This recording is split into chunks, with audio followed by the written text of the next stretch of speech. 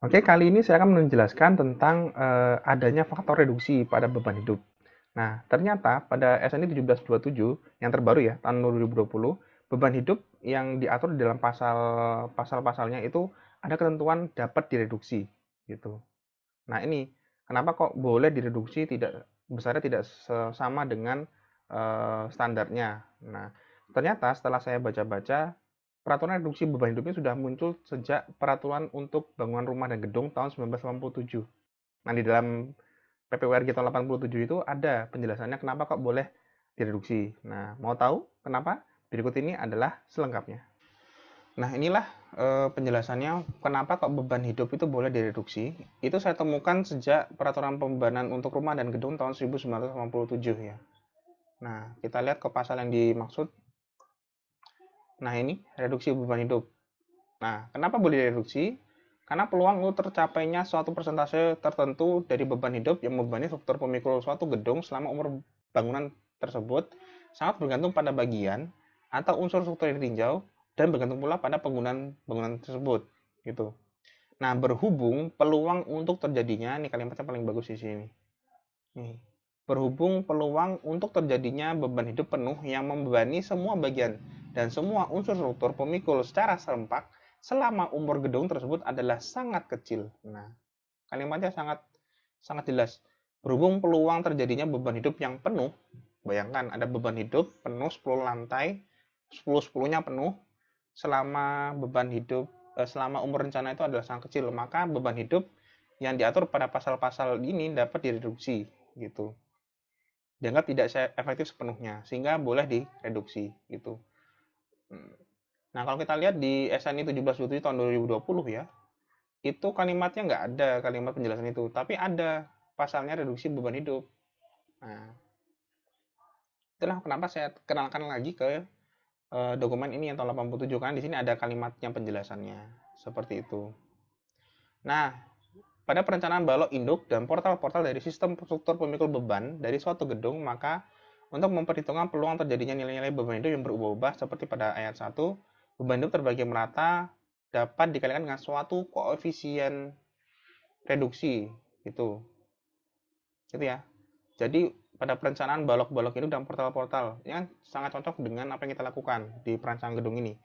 Sesungguhnya analisis struktur yang kita lakukan adalah dalam rangka nanti mendapatkan dimensi balok dan kolom gitu ya.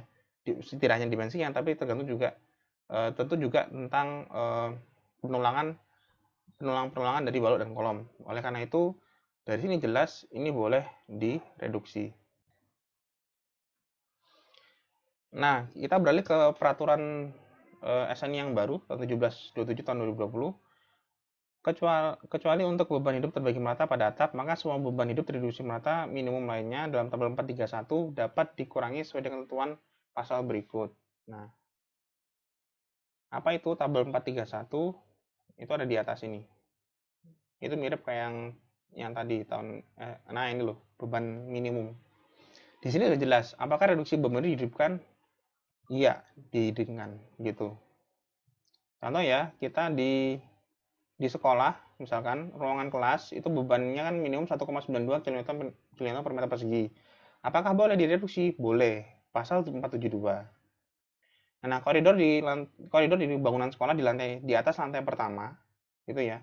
Besarnya adalah 383. Apakah boleh direduksi? Boleh. Nah, koridor di lantai pertama besarnya 4,79 kN per meter persegi. Apakah boleh direduksi? Boleh, gitu. Jadi di dalam tabel ini pun itu sudah secara eksplisit menjelaskan beban hidup ini boleh kita reduksi, gitu.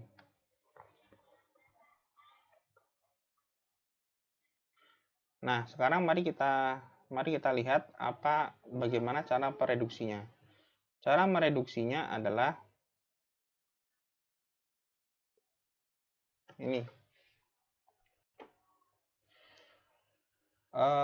Komponen struktur yang memiliki nilai KLL dikali AT adalah hmm, sebesar 400 kaki persegi atau 37,16 meter persegi atau lebih ya. Jadi kalau luas tributari areanya sebesar 400 kaki persegi atau lebih, maka diizinkan untuk direduksi dengan rumus ini. Kita pakai yang bawah deh, yang satuannya SI. 0,25 dikali 4,57 di akar KLL dikali AT. L0 itu adalah ini, beban hidup dasar dari tabel tadi. Nah ini ya, nilainya yang dalam kurung yang satuan SI. Lalu kemudian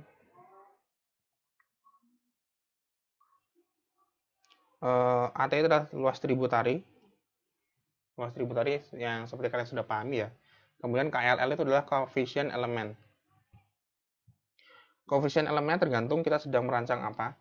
Merancang kolom, merancang balok tepi, atau balok interior. Kemudian semua komponen struktur yang tidak disebutkan. Jadi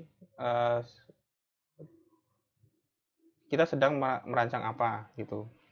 Nanti aplikasinya akan saya contohkan pada struktur gedung kita.